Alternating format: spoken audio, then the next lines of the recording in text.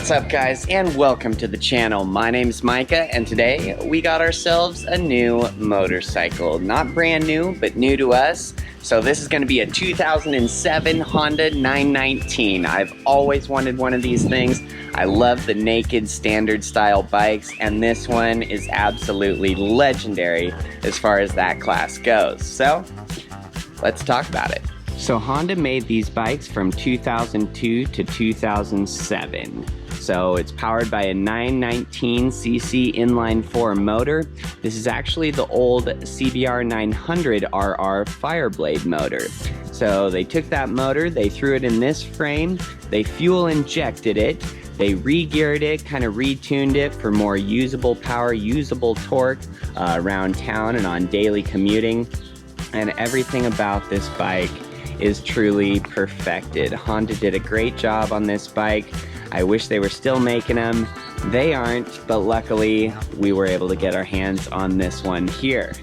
As far as quick specs of this bike, this motor in this frame is putting out 110 horsepower, 67 foot-pounds of torque. The overall dry weight of this bike is going to be 428 pounds, and we see a little bit more weight as opposed to, say, our super sport bikes, because this baby has a good old steel frame. So that steel frame does add that weight, you know, but it does add some rigidity to the bike as well. Upon riding the bike, you know, it feels very light, it dives into the corners, it's very flickable, it wears its weight very low. So that 428 feels extremely light when you are riding it. So we'll kind of just walk around the bike and see what this baby comes with right out of the factory. So starting at the front, you know, they kind of just put a very basic round, kind of just a cruiser headlight on this. It's going to be a 7-inch diameter. It does very well, lights up the road just like it needs to, but it's not going to win any fashion contests. We did get rid of the front turn signals, the factory ones. They're just those huge yellow bricks that look terrible. So I threw on these LED aftermarket signals as well. Just put some butt splices in there to get our wiring all squared away. The 919 does come with standard forks as well, as opposed to inverted.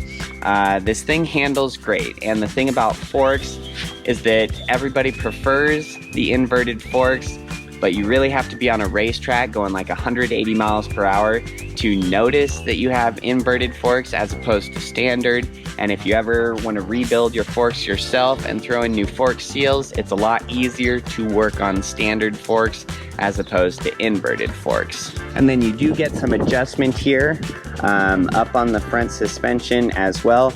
I'm kind of surprised by the amount of adjustment that you get on the suspension on this front and rear. It's quite a bit. You know, I stiffened it up from when I got it. I kind of like the feel of a kind of a stiffer riding bike, so we stiffened everything up a little bit. I love where it's at. There's still plenty to go. We could still set it way stiffer if we wanted to, but I do like the amount of adjustment you get from the factory. As far as brakes go on this, you get two huge rotors up front with dual calipers on each of them. So stopping power is amazing on this. It will stop on a dime. Great feel to the brakes on this. As far as exhaust, it's going to kind of be a 4 into 1 into 2. So I do like the look of the factory mufflers on this. They're kind of big and bulky, but once you take off the rear fender there, as you can see that we did, it just looks really slick from the rear. They're kind of that high-rise style, not quite under seat, but almost. And man, they just look so good. I love that upswept muffler look. As far as gauges and controls go, you know, we do get just analog gauges here. So we do have our speedometer with the needle, the tachometer. There is a very small temperature gauge here as well. And then you get a few indicator lights in the middle for, say, your high beam, engine light, coolant temp, neutral, some different things like that. You do get your turn signal indicators here, and then a couple buttons for your trip, odometer, and clock options on there. This bike does come with actual handlebars. These aren't just clip-ons or anything like that, so they are 7/8 inch size, so you could switch those out for something higher, lower, wider, straighter, whatever you want. I think I'm gonna end up throwing on some Pro Taper, kind of like dirt bike handlebars, MX bars, something that's just a little bit wider. I kind of like to have a lot of leverage on the front end so I can really just thrash it and throw it around. And this thing has to win the award for ugliest factory mirrors ever. I mean, they're just perfectly round circles. God, those are bad. We're gonna have to switch those out. So the engine on this has a really clean look. You know, it kind of has the two-tone between the black and then kind of that charcoal silver. It is not a cradle frame, so there is no frame underneath the engine. It's just kind of out there for you to see. You know, your motor mounts are just up front here and then in back. So really clean, open look to the engine. I love that. As we keep moving on back, we come to our monoshock in the rear here. So you get a little bit of adjustment down here for your damping. There is a collar up on top that you can turn and adjust your preload. We adjusted that a little bit just to stiffen it up kind of, but love the amount of adjustment that you have there. You know, the suspension feels on par for this bike. It is just wonderful. Swing arm is nothing special, just a double-sided swing arm. You know, I like the look of single-sided swing arms. I know they're doing those on the new Honda CB900s. Yes, they look amazing. But as far as maintenance and things like that, you know, for doing tires, I do all my tires and maintenance myself. So I like a double-sided swing arm, as hideous as they are. Oh, smaller rotor on the rear with just a single caliper. But, you know, it has plenty of stopping power. It's not hard at all to lock up the rear tire if you need to. So 75% of your stopping power is going to be on the front. So that single disc works perfectly fine for the rear. So and then from the factory, we did have a big old rear fender that came out to probably about down here. So it had your license plate, your turn signals that were huge, a couple different reflectors on it, your license plate light. So that had to go immediately. So I have just a integrated rear tail light there, so that just has all my signals, brake light, running light, everything is in that. It's kind of a smoked color there. I left these two little tabs on here because I'm going to kind of make a makeshift license plate holder, and I think those are going to work just fine. But taking off that rear fender just cleans up the whole rear end so much. Man, I cannot even describe how much better it looks. And you do kind of get a passenger grab bar on the rear. You know, I think we're gonna end up painting this thing black. I think it would match the bike a little bit better than just kind of a galaxy silver color. But that's a nice gesture. Some guys will put block off plates on here that don't want it. It gives the tail just a little bit more of a sport bike look, but I don't mind that. I kind of like it. And another thing I love about these is this big old one-piece banana seat. I love these one-piece banana seats. They feel so good. You know, if you are romping on it, if you got a passenger, you're doing wheelies, whatever it may be, those one-piece seats just hold me a little bit better than, say, two separate seats, you know, or a stepped pillion seat. You know, I feel like I have to slide my butt way far back to get it against that rear seat, you know, if I'm about to really give it the juice or be a hooligan. So love the seat. It is very comfortable. Of course, we do get our lovely 919 logos on either side right there. So everybody knows we're riding the big boy. As we kind of move back up on the left side here, you'll see that we have a little idle raise on this. So it kind of has the choke symbol on it. Now this bike is fuel injected, okay? So this idle raise is really just for cold days, extremely cold starts. You could pull it out here, and then that's going to raise your idle, and then upon pushing it in, it will go back to whatever you have the idle set at. Now if you need to adjust where your resting idle is, this little yellow pedaled knob up there that you can turn either way is going to be how you adjust your idle. I believe these are supposed to sit at about 1100 RPMs. That's where we've got ours sitting. We needed to do slight adjustment there.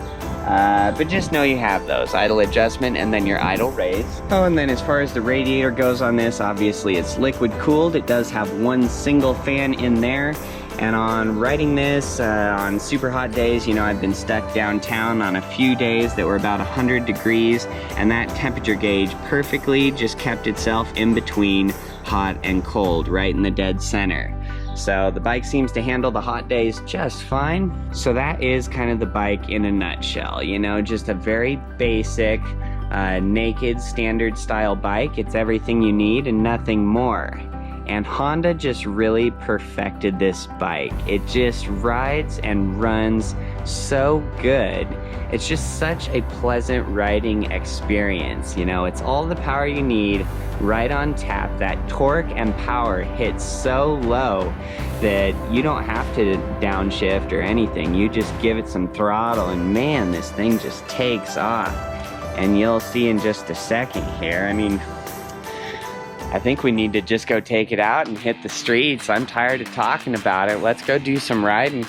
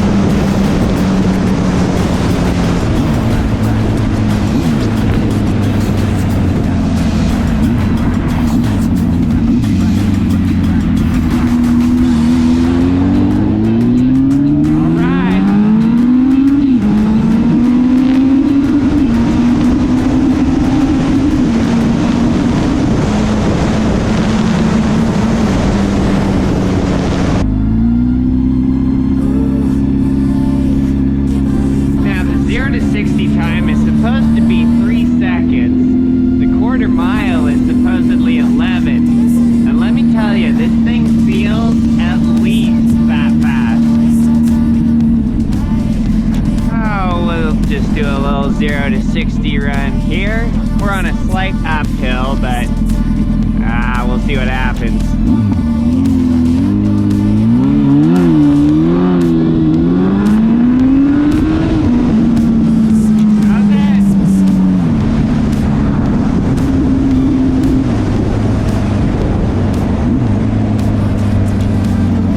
Yeah, 0 to 60 is definitely 3 seconds or less. That's for sure. This thing is fast. But can it wheelie? That's always the question. Everybody wants to know. Will a big old steel frame, heavy, naked, standard style wheelie?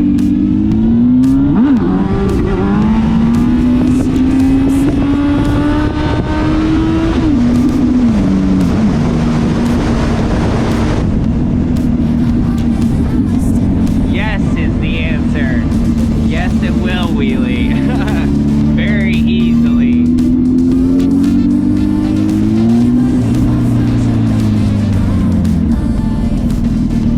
Well, so that was first gear, just clutching it up. So I think we'll do a second gear. I'll do a staggered stance, so my left foot will be on the rear peg, and I'll just goose it in second gear. I won't touch the clutch, and we'll see what happens.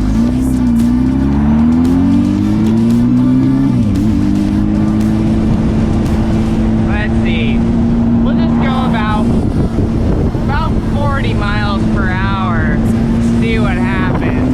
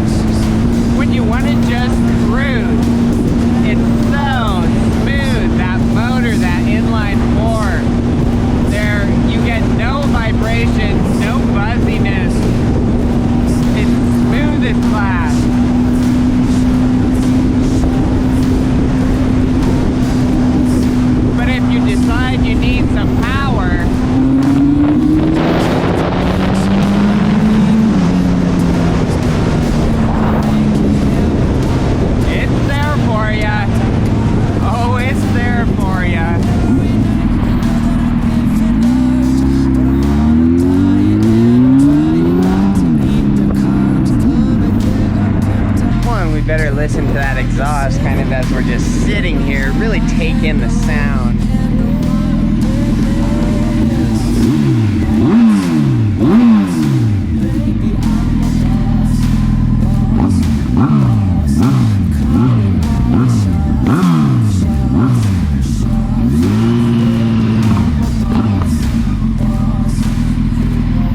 So I did pull out the very last baffle in these stock mufflers.